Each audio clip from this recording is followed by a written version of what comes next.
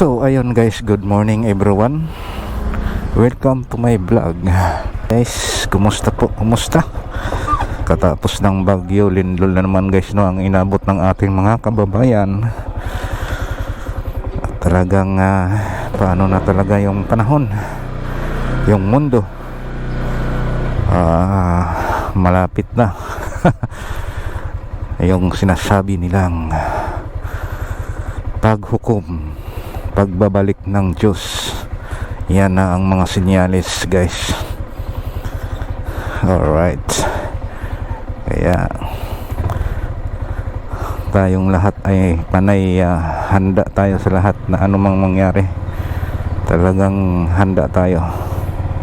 Let's go guys, no. So ngayon nandito pa tayo ngayon guys sa amin lugar.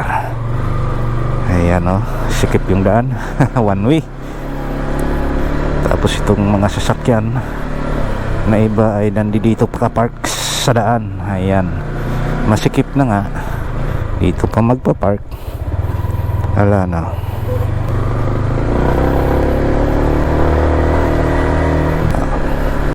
Kaya yan guys, ay kawawa yung mga kababayan natin nasa Visayas, no, lalong lalo na sa Cebu. Yun ang doon na sentro talaga guys, yung malakas na lindol na 6.7 ba yun, 6.9 ganyan. Ako, napakalakas. Parang noon din dito nung naglindol sa Pampanga, ganyan din, kasing lakas din ganyan eh. Pero mas malakas pa yata yung sa Cebu guys, dahil maraming mga establishmento ang nasira, ang nag-collapse guys, no. Jollibee, simbahan, yung daan ay bumibitak-bitak guys. Talagang malakas talaga. Kasi pati yung daan, sipin mo yung daan bumitak. O ibig sabihin malakas talaga guys. Hindi talaga biro-biro, hindi basta-basta. Ayun, nakalusot ako sa traffic. Ayan, tingnan mo sa kabilang ano guys, talagang matraffic dito. Kasi may ginagawa dyan sa unahan na daan, no, yung nagbubutas sa daan.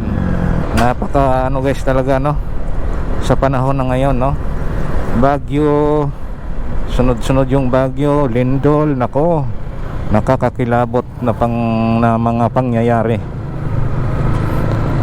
Wala tayong magagawa guys, dahil yan ay kalikasan. Hindi yan natin pwedeng anuhan, dahil kalikasan yan eh.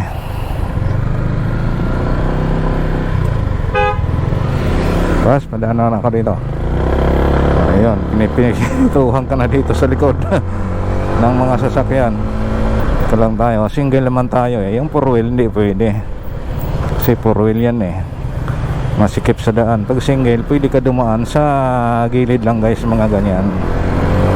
Sisingit-singit ka lang, basta mag-ingat lang, no. Ayun guys, at kumusta po kayo mga followers, viewers ko? Magandang buhay po sa inyong lahat.